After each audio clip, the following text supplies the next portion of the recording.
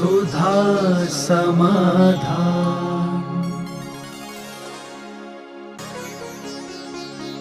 नमोस्तु गुरुदेव। अच्छे भाव के लिए अच्छे चरित्र का क्या महत्व है? अच्छे चरित्र से ही अच्छे भाव आते हैं। उज्ज्वल समंत्रभद्र महाराज ने स्पष्ट उल्लेख किया, राग द्वेष निवृत्त ही चरणम प्रतिपद्यते साधु।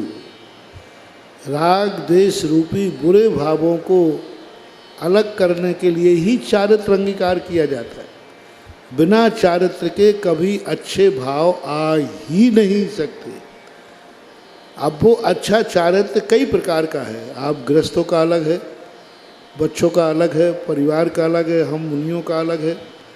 तो कोई ना कोई चारित्र यानी अशुभ की निवृत्ति हमें किए बिना, अशुभ को छोड़े बिना परिणाम कभी शुभ नहीं होते हैं।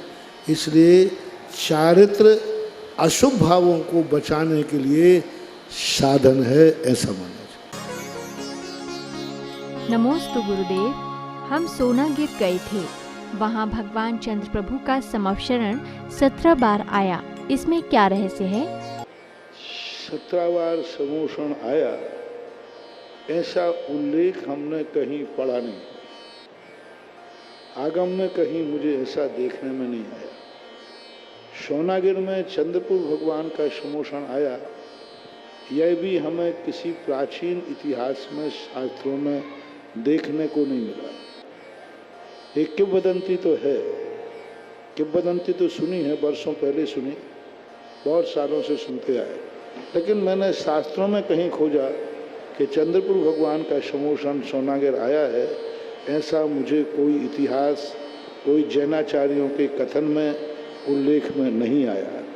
वर्तमान में कुछ हिंदीकारों ने इस बात का उल्लेख किया है, लेकिन ये आगम सिद्ध है कि वहाँ नंगानंग कुमार आदि 3.5 करोड़, 3.5 नहीं है शायद, 5.5 करोड़, 5.5 करोड़ मुनिराजों ने मोक्ष प्राप्त किया।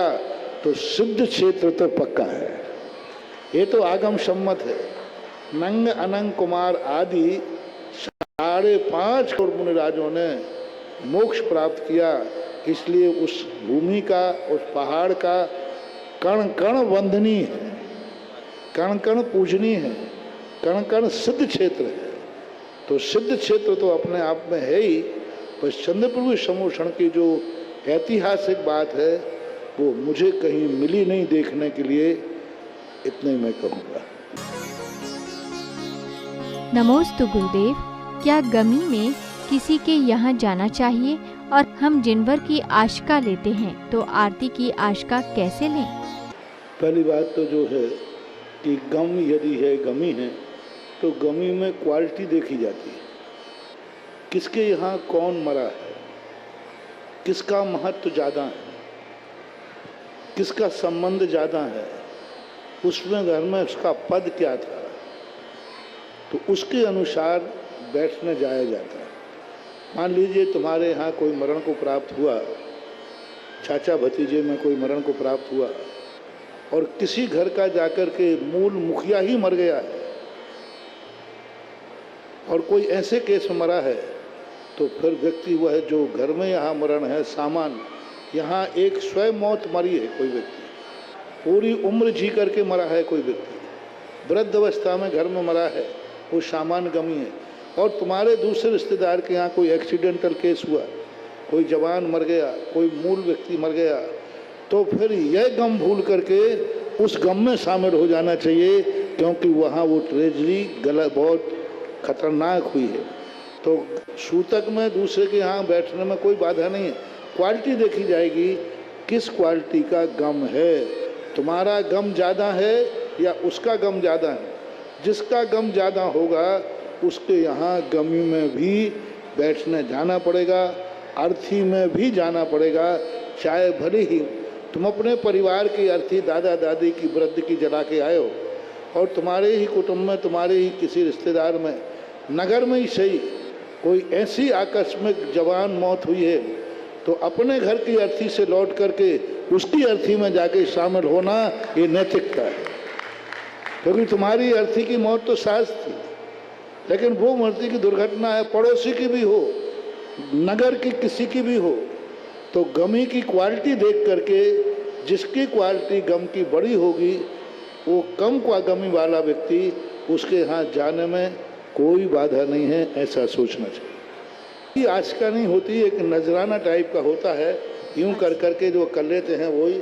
हे भगवान, जैसा ये दीपक अंधेरे को मिटा रहा है ऐसे ही मेरा भी अज्ञान अंधेरा मिटे, इस भावना से उसको अपन आप लोग सिरोधार्य कर लेते हैं।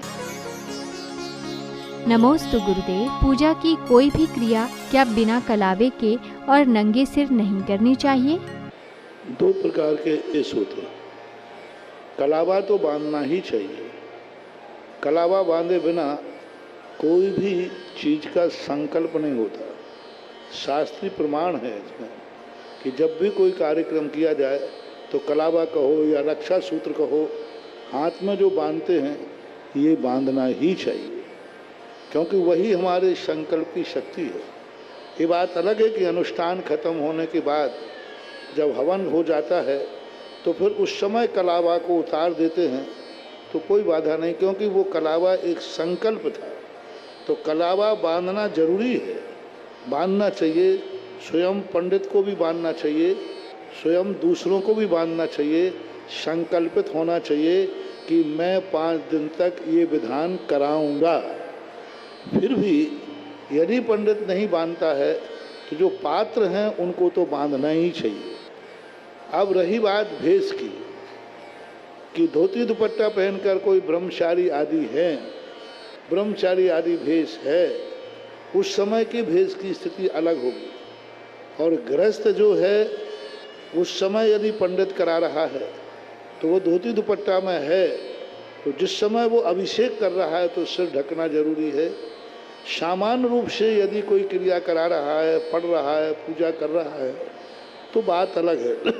लेकिन भगवान का अभिषेक करते समय सिर जरूर ढकना चाहिए। मान लो अब दिन भर वो सिर नहीं ढक सकता है, पूजा करा रहा है सुबह से शाम तक, रात में भी करा रहा है, तो उस समय भेष का रूप देखा जाता है कि वो किस भेष में है, कौन से पद में है, वृत्ति है कि आवृत्ति है, उस संबंध में विचार करना चाहिए। क्योंकि आगम में, शास्त्र में एक नियामक भेष की चर्चा नहीं की।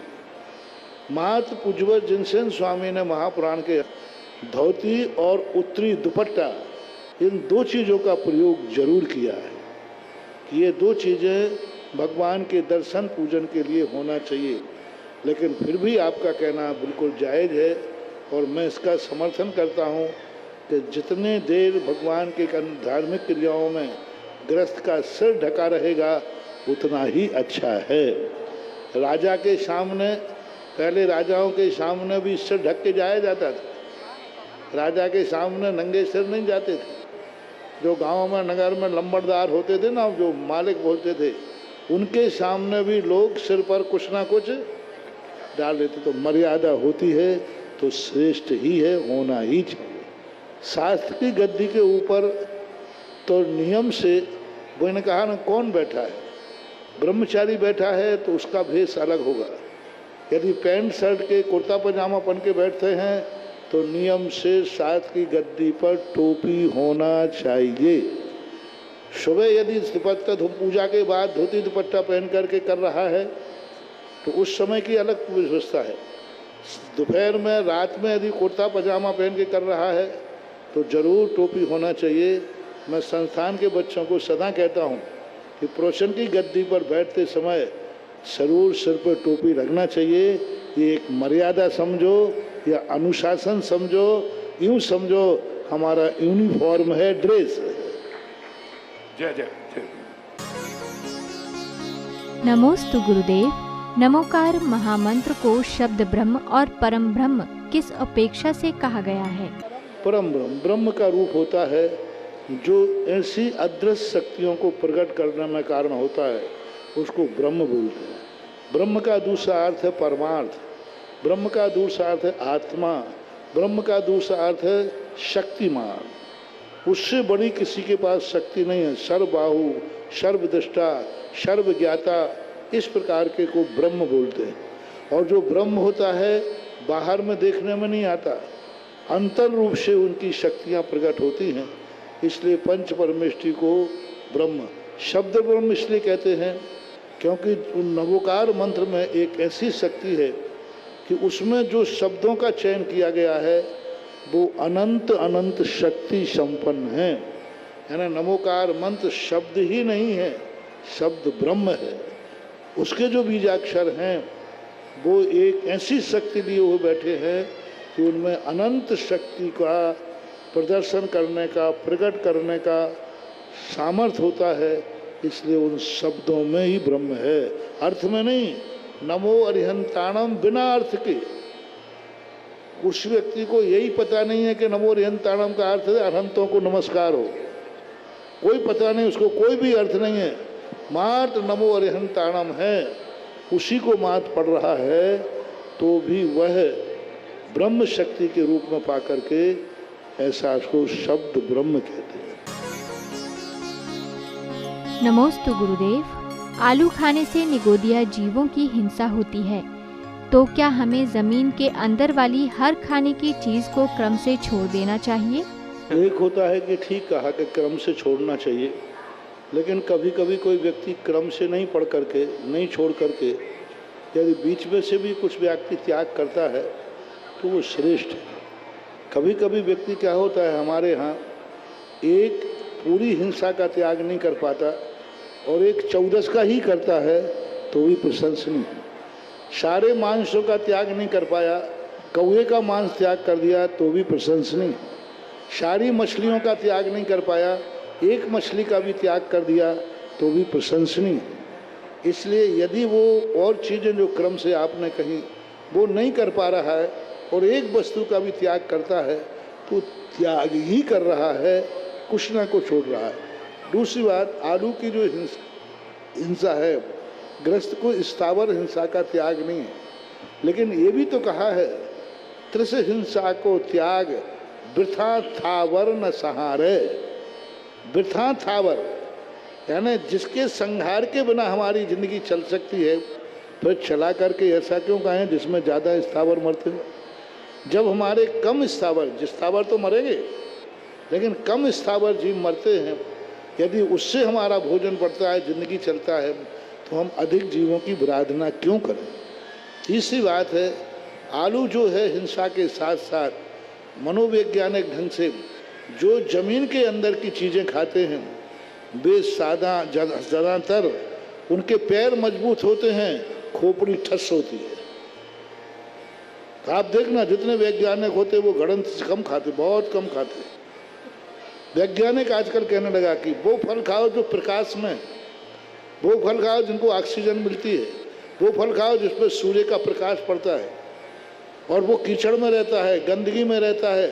तो हमारे यहाँ वास्तु में एक सिद्धांत है, जो व्यक्ति जैसे वातावरण में रहता है यदि उसकी संगति करोगे तो तुम भी वैसे ही हो जाओगे। आलू चूंकि कीचड़ में रहता है, दलदल में रहता है और यूं लग जाता है बिना उसके पुरुषार्थ के, तो तुम्हारी जिंदगी भी दलदल में होगी, अंधकार में होगी, कीचड़ में होगी, बुद्धि तो होगी ही नहीं, अकेले मजदूर बनने लायक पैर मजबूत जरूर होंगे। इसलिए वो फल खाओ जो आकाश में है, प्रकाश में है, जिनको प्रकाश मिलता है। तो उन फलों, विज्ञान की बात कर रहा हूँ, विज्ञान कहता है सबसे फायदेमंद बुद्धि यदि तेज करना है ऐसे फलों को खाओ जो निरंतर सूर्य के प्रकाश में पलते हैं, फूलते हैं, बड़े होते हैं। तो मनोवैज्ञानिक ढंग से, वैज्ञानिक ढंग से आलू आदि गणंत आदि चीजें इसलिए त्याज्य की जाती है। नमोस्तु गुरुदेव। जिनोदय, अभिनंदनोदय, देवोदय, इतने सुंदर नाम और विचार आपके मन में आते कहाँ से हैं? आते कहाँ से हैं? वहाँ की भूमि, वहाँ की भक्ति, वहाँ के भगवान की एनर्जी अपने आप ऐसे शब्दों को उत्पन्न कराती है। जय हो गुरुदेव, जय हो गुरुदेव, जय हो गुरुदेव। वहाँ से अपने आप उपरनाम बनता है और स्वयं में जब कोई अच्छे कार्य करने का भाव होता है तो अच्छा शब्द भी ऐसे ही नहीं रखता हूँ मैं, बहुत सोचता हूँ, बहुत विचार करता हूँ, कई दिनों तक उसको सोचता हूँ। कई नाम तो सहज में आ जाते हैं, लेकिन कई नामों को बहुत सोचना, तो ये ऐसे नाम आ जाते हैं। अब इतने नाम हो गए उदय के कि शायद मुझे ही याद नहीं रहते। मैं कई बार कोई नाम बोल देता हूँ तो दूसरा महाराज जी वो तो वहाँ बोल चुके थे, आओ। अरे तो डबल हो गया। बहुत हो चुके हैं, बहुत अच्छा है। चिंता मत करो, ये मत समझना कि मैंने इतने नाम दे दिए तो अब मेरे पास कोई नाम नहीं बचा के, आगरा के लिए कोई नाम बचा के नहीं। यही अगला आप तो तैयारी कीजिए, नाम आगरा के पुण्य से ऐसा आएगा जो आज तक दुनिया में नहीं आया हो। नमोस्तु गुरुदेव। क्या मांगलिक कुंडली वाले से विवाह करना चाहिए, और अगर मांगलिक की शादी मांगलिक से ही हो तो क्या शुभ होता है? ये तो शादी में दुष्परिणाम दिखते हैं तो मंगल शादी में बात कर रहे हैं।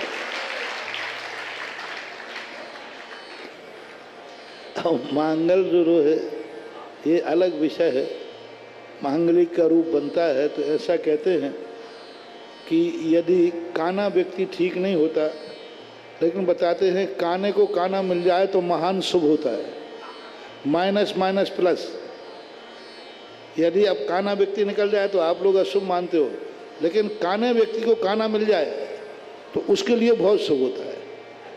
इसलिए मांगलिक को यदि मांगलिक मिल जाए तो बहुत मजे से जिंदगी निकलती है। तो ऐसा माना जाता है। ऐसे ही माना जाता है शनिवार को 14, शनि को लोग थोड़ा गौण मानते हैं, 14 और 9वीं तिथि रिक्ता मानी जाती है। ये दोनों मिल जाएं तो सर्वार सिद्धि योग बन जाता है। इसलिए ऐसा लोग व्यवहार में है। इस पर ज़्यादा मेरा कोई विशेष, मेरी इसमें ज़्यादा रुचि नहीं है, ना अध्ययन के रूप में है। मांगलिक के लिए ऐसा आता है। और दूसरी बात है, हमारे यहाँ मंगल के स्वामी सिद्ध परमेष्ठी हैं। बस जिनके मांगलिक बैठा हुआ है वे नमो सिद्धाणम बोलते रहें, उनका बेड़ा पार हो जाएगा। क्योंकि मंगल का जो रूप है, रवि और मंगल की जो महादशा होती है वह सिद्ध परमेष्ठी का रूप माना जाता है। और सिद्ध परमेष्ठी का बीजाक्षर है हीरीम। हीरीम बीजाक्षर सिद्ध भगवान का नाम सदा मंगल की महादशाओं आदि में मंगल के दोषों का निवारण करने वाला होता है। सुधा समाधान।